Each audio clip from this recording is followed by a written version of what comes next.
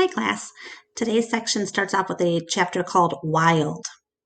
Once I asked Bob why he didn't want a home. Humans, I'd noticed, seemed to be irrationally fond of dogs, and I could see why a puppy would be easier to cuddle with than, say, a gorilla. Everywhere is my home, Bob answered. I am a wild beast, my friend, untamed and undaunted. I told Bob he could work in the shows like Snickers, the poodle, who rides Stella.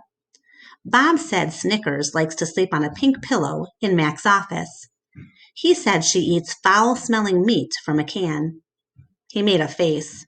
His lips curled, revealing tiny needles of teeth.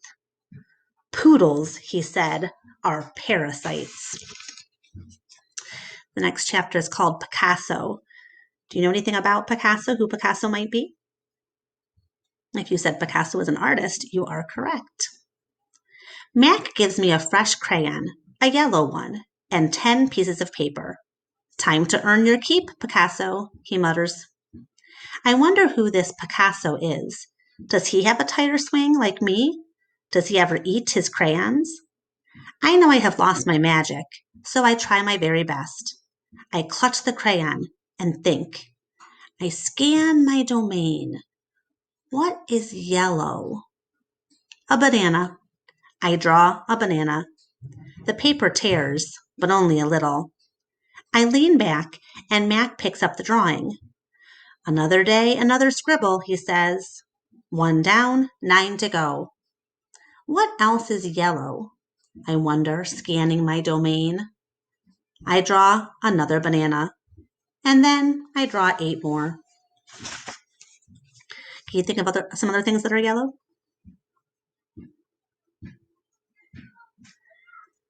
I thought of the sun was the first yellow thing I thought of.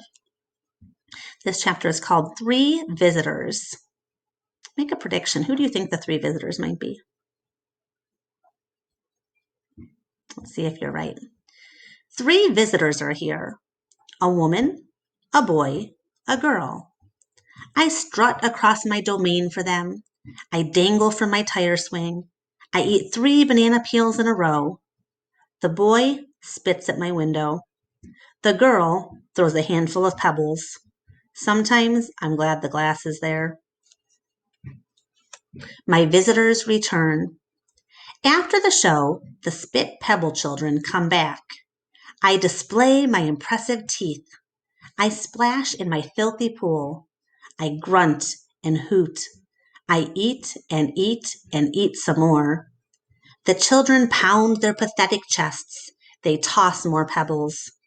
Slimy chimps, I mutter. I throw a me ball at them. Sometimes I wish the glass was not there. Sorry. I'm sorry I called those children slimy chimps. My mother would be ashamed of me. Julia. Like the spit pebble children, Julia is a child. But that, after all, is not her fault. While her father George cleans them all each night, Julia sits by my domain. She could sit anywhere she wants, by the carousel, in the empty food court, on the bleachers coated in sawdust. But I am not bragging when I say she always chooses to sit with me. I think it's because we both love to draw.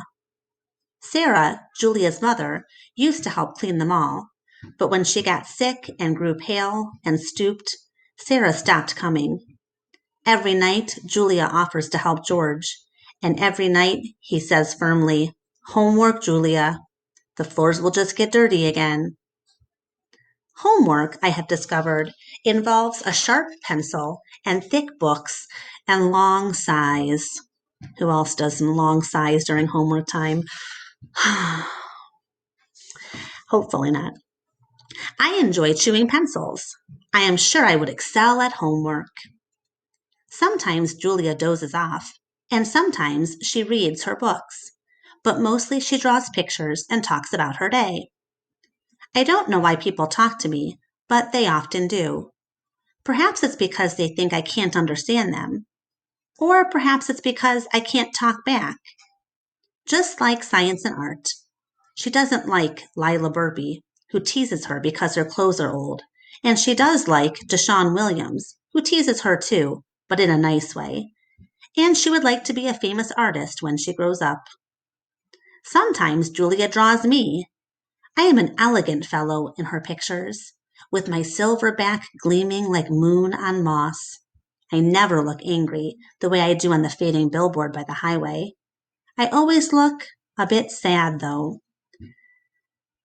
I know a lot of you have commented on that in on our discussion page and just commenting on the assignments on Google Classroom. Many of you have commented that you feel bad for Ivan because he seems sad and lonely, and apparently Julia feels the same way.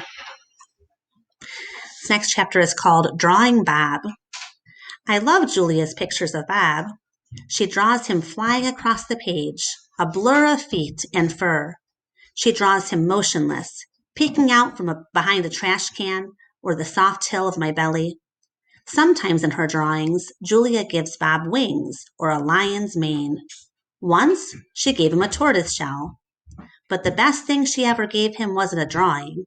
Julia gave Bob his name. For a long time, no one knew what to call Bob. Now and then, a mall worker would try to approach him with a tidbit. Here, doggy, they'd call, holding out a French fry. Come on, Pooch, they'd say. How about a little piece of sandwich? But he would always vanish into the shadows before anyone could get too close. One afternoon, Julia decided to draw the little dog curled up in the corner of my domain. First, she watched him for a long time, chewing on her thumbnail. I could tell she was looking at him the way an artist looks at the world when she's trying to understand it. Finally, she grabbed her pencil and set to work. When she was finished, she held up the page. There he was, the tiny, big-eared dog. He was smart and cunning, but his gaze was wistful. Under the picture were 3 bold, confident marks, circled in black.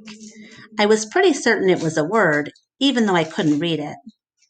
Julia's father peered over her shoulder. That's him exactly, he said, nodding. He pointed to the circled marks. I didn't realize his name was Bob, he said. Me either, said Julia. She smiled. I had to draw him first. Bob and Julia. Bob will not let humans touch him. He says their scent upsets his digestion. But every now and then, I see him sitting at Julia's feet. Her fingers move gently just behind his right ear. And we'll end there. And there's a nice picture. You can see Julia. And if you look closely at the bottom by her feet, who do you spot down there?